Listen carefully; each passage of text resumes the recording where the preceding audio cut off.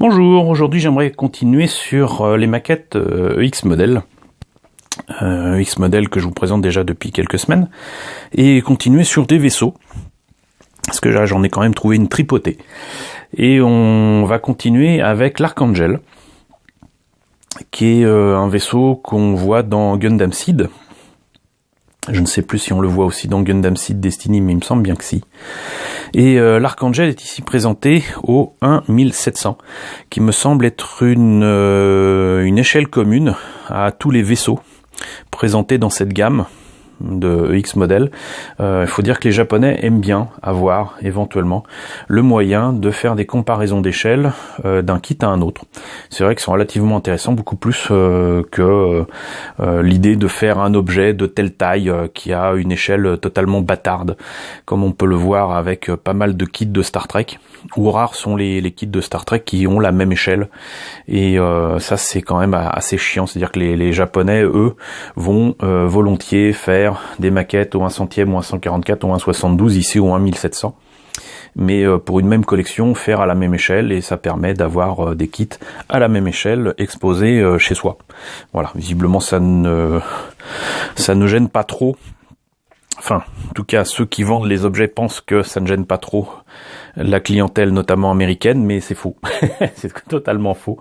On y reviendra pour Star Trek, mais il y existe des kits de Star Trek à la même échelle, ou un 1400, ou un millième, et même moins 350.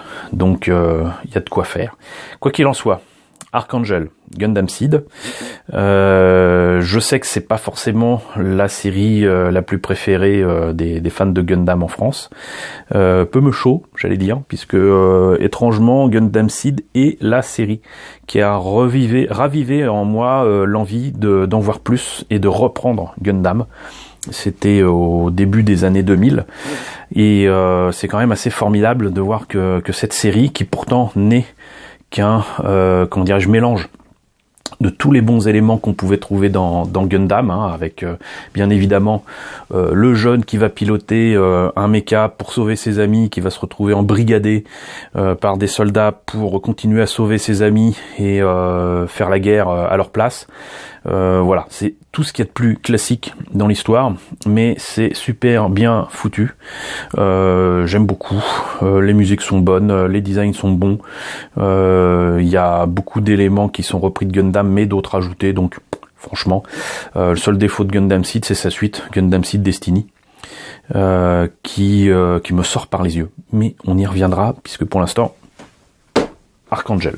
Donc, EX Model, comme d'habitude, une qualité de fou, et on a là sur la boîte donc le modèle monté et peint, et comme vous le voyez ici, on voit qu'ils ont fait les mechas à l'échelle du vaisseau, aussi bien pour le lancement des mechas que pour l'arme principale, je sais plus comment ça s'appelle, Lohengrin, je sais pas, je me rappelle plus du tout, ça doit être écrit quelque part, Gottfried, Valiant, Eldart, Lohengrin, Positron Blaster Gun, je crois que c'est ça, c'est le Lohengrin.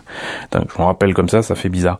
Mais bon, ce qui m'intéresse ici, c'est pas le nom des armes, les boum boum pam pam, mais plutôt là le fait que vous avez le Strike Gundam, le Buster Gundam, assez étrangement, et aussi comment on appelle ça, je crois que c'est le Mobius.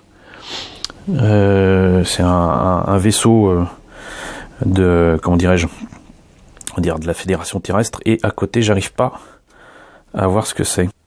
Voilà, c'est le Sky Grasper, en fait il est tout petit, et je le voyais à peine. Et donc là l'arrière du vaisseau avec plein de réacteurs, en veux-tu en voilà.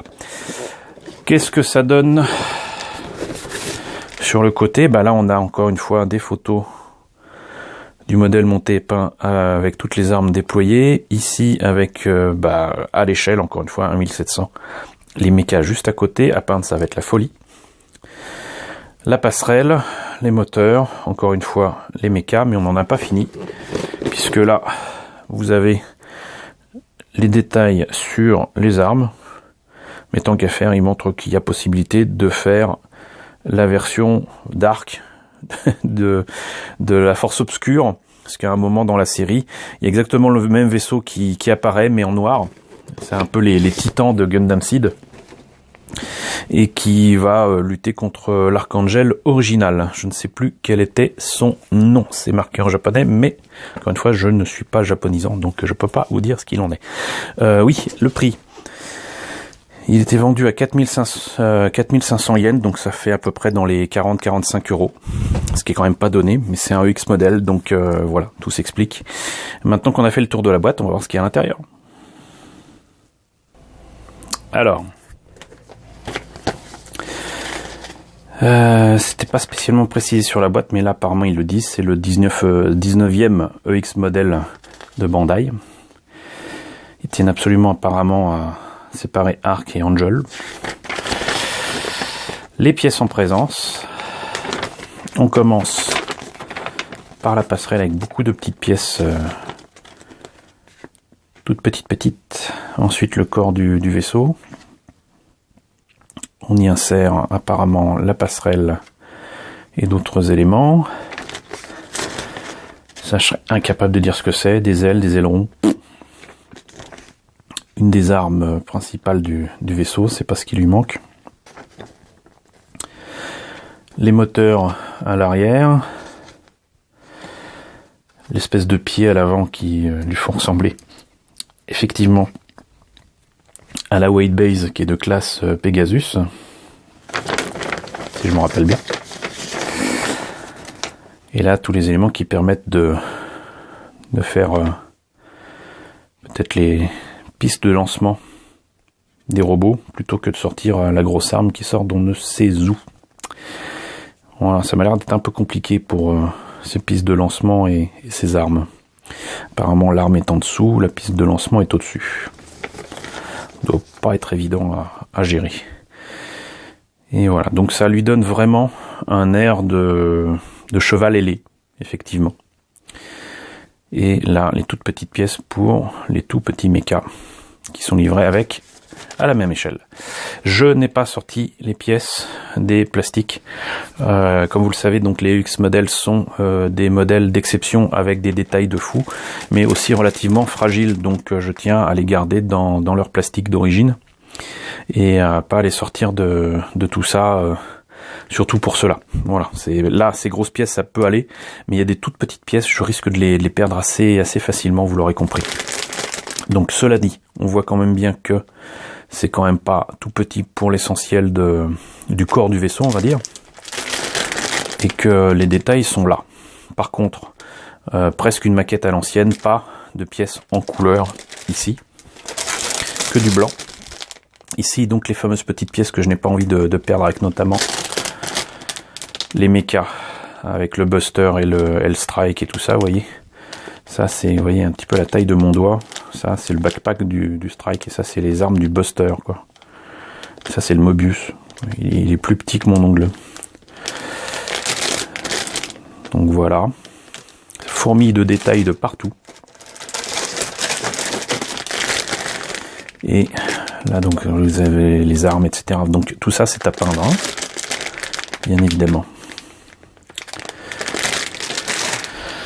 Et on en a fini avec les grappes de l'Archangel. Donc voilà, bah écoutez, c'était la présentation de l'Archangel au 1700 dans la collection, la gamme X-Model, EX Model de Bandai, que vous commencez à bien connaître, j'espère. N'hésitez pas à me dire ce que vous en pensez dans la section commentaires. N'hésitez pas à liker, les pouces bleus en ce moment, c'est important. N'hésitez pas à partager, n'hésitez pas à vous abonner si ce n'est pas déjà le cas. Coucou aux nouveaux abonnés qui nous ont rejoints dernièrement. On est à l'heure où je filme cette vidéo dans les 1538, si je me rappelle bien, c'est formidable. Coucou aux grands anciens qui me suivent depuis longtemps, merci à tous de votre fidélité et je vous retrouve très bientôt donc pour la présentation de nouvelles maquettes EX Model.